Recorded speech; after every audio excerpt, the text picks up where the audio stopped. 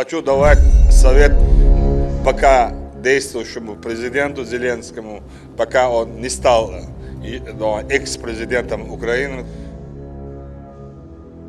Di hari keempat penyerangan Rusia ke Ukraina ada banyak hal yang harus diatur ulang. Di atas kertas dalam 48 jam jalan lurus maka kendaraan bisa sampai Kiev, pusat pemerintahan Ukraina, dari berbagai penjuru kalau tentara Rusia dengan serangan kilat atau blitzkrieg ala Nazi dilakukan. Namun sampai saat ini sudah hampir 2 minggu Kiev belum juga jatuh, bahkan sulit bisa didekati oleh tentara Rusia. 60 km antrian panjang mesin perang artileri milik Rusia nyangkut, stuck, tidak bisa maju. Maka kembali ke hari keempat, ternyata banyak warga sipil yang terjebak di antara perang karena Ukraina menerapkan perang kota, salah satunya menggunakan sniper, main petak umpet.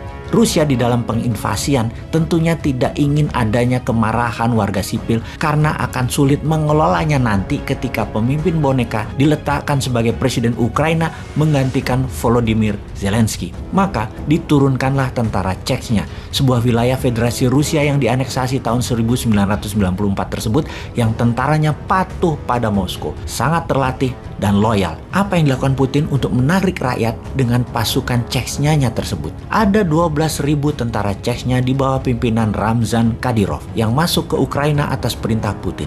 Apa perintahnya? Melindungi warga sipil Ukraina yang terjepit di antara tembak-menembak tentara Ukraina dan tentara Rusia. Tentara Chechnya ini membantu pengungsi dan rakyat pindah ke tempat yang lebih aman. Dan benar, ketika evakuasi dilakukan, kedua belah pihak tidak menembaki tentara Chechnya karena melindungi rakyat Ukraina di pengungsian ke tempat yang aman. Sebuah strategi pintar dari Putin. Masuknya pasukan muslim Chechnya ini semacam peacekeepingnya Rusia. Tentara ini elit, killing mesin dalam perang seperti tentara Gurkhanya Inggris asal Nepal. Kelebihan pasukan Chechnya, mereka bisa main dua kaki seperti seorang samurai. Seorang samurai bisa menyabet katananya dan membunuh lawannya tanpa belas kasih. Namun, seorang samurai ketika katananya berada di dalam sarung, samurai adalah orang yang santun, diam, penuh rasa seni, dengan ritual minum teh misalnya yang sangat penuh tata krama. Itu adalah perbedaannya antara seorang samurai yang pedangnya di dalam dan pedangnya dicabut. Pasukan Chechnya mirip. Ketika senjata tidak di genggaman mereka, hanya nyandar di pundak, maka sebagai pelayan rakyat mereka sangat santun, ramah,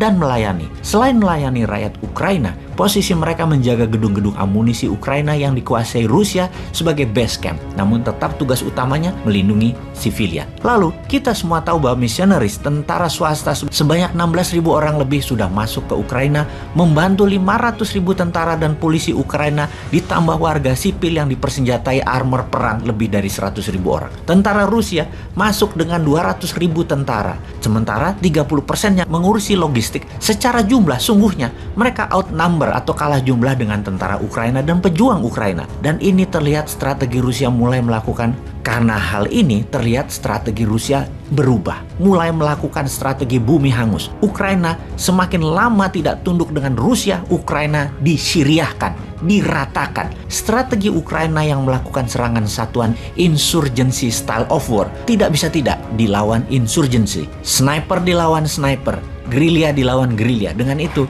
setelah pasukan Chechnya masuk di hari keempat perang, maka di hari ke-10 pasukan gerilya kota, tentara Suriah masuk. Tentara Suriah berhasil meredam tentara ISIS buatan Israel, Amerika, dan Inggris itu dengan strategi perang kota. Maka tentara Suriah tugas utamanya adalah melawan misionaris dan serangan insurgensi pejuang Ukraina tersebut. Menarik memang membahas perang Ukraina ini. Strategi Putin menggunakan pasukan Chechnya terbukti efektif mengambil hati masyarakat Ukraina, dan strategi perang gerilya kota, sniper lawan sniper, disiapkan pasukan Suriah yang juga kategorinya adalah pasukan bayaran misionaris. Siapapun pemenangnya di perang Ukraina ini saat ini belum bisa terlihat. Yang pasti perang ini akan panjang. Yang pasti kalau panjang, sanksi ekonomi terhadap Rusia akan berdampak. Sebagaimana kita ketahui, dunia sudah kecanduan fosil oil atau minyak bumi. 3 besar produsen dan pemilik cadangan minyak bumi terbesar adalah Amerika, Rusia, dan Arab Saudi. 60% Eropa Barat bergantung pada Rusia. Dan ketika Rusia mengurangi produksi untuk menyuplai Eropa Barat, siap-siap chaos dunia Barat.